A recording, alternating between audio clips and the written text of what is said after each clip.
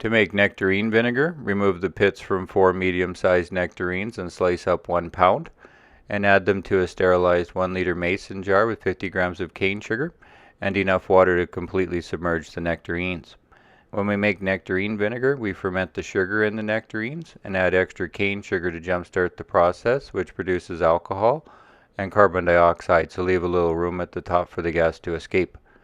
When the process is starting, the fruit tends to float on the surface, so a glass weight can be used to help keep the nectarine submerged below the waterline. Next, cover the top of the jar with a coffee filter to keep the bugs out, but still allows the natural yeast in the air to start the fermentation. Then allow the ferment to continue at room temperature.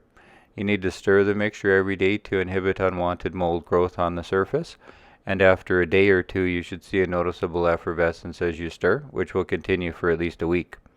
The effervescence will begin to subside shortly after that, signaling the fermentation is slowing down and the alcohol is ready to be turned into vinegar.